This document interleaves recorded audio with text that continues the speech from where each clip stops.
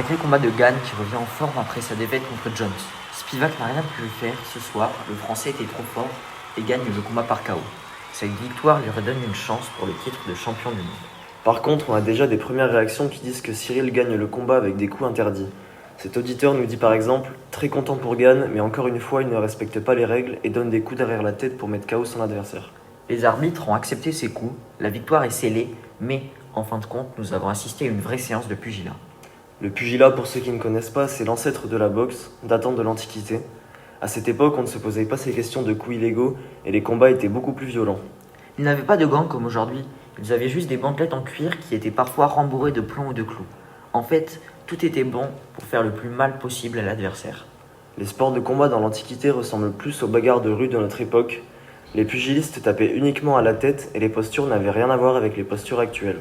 Eh bien oui, ils tenaient leur garde avec les bras tendus pour garder une distance avec l'adversaire et éviter le contact, car le moindre coup pouvait être très dangereux avec les gants qu'ils avaient. Et d'ailleurs, pour l'anecdote, Pythagore, que tout le monde connaît pour son théorème, était lui aussi champion de sa catégorie en pugilat, et il a même participé aux Jeux Olympiques. Voyez la lutte, ce sport date aussi de l'Antiquité et n'a jamais vraiment changé. Contrairement au pugilat, le but est de rester en contact avec l'adversaire pour le fatiguer et le faire tomber. Et une fois au sol, pour gagner le combat, le lutteur a deux possibilités. Soit il retourne sur l'adversaire sur le dos, soit il gagne par soumission. La soumission, c'est peut-être un étranglement ou le fait de tordre une articulation. On appelle ça une clé de bras, de jambe ou de l'articulation en question. Mais vous connaissez déjà, puisqu'en MMA, nous voyons toujours ce type de technique. Et un pugiliste était très réputé pour sa technique particulière, celle de briser les doigts pour se sortir des Le étranglements. MMA est un mélange de ces deux sports, d'où son nom, Mixed Martial Arts. Mais le MMA existe aussi depuis l'Antiquité.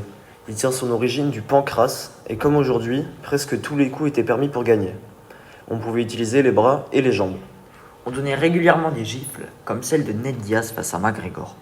Mais en réalité, le MMA comporte quand même quelques règles qui permettent d'éviter les blessures graves, comme par exemple des coups mal maîtrisés derrière la tête, qui peuvent être dangereux pour le cerveau. C'est ce dont Gann est accusé sur ce combat. Mais attention, à l'époque, interdiction de tuer volontairement son adversaire ou de lui arracher les yeux. Ça peut paraître absurde, mais à l'époque, il fallait le clarifier, car il y avait beaucoup de morts et de gros accidents, ce qui montre la violence de ce sport, même s'il est considéré comme moins dangereux que le pugilat. Il pouvait donc se tuer, mais involontairement. Voilà, vous savez maintenant d'où vient le MMA. On se revoit bientôt pour de nouveaux combats.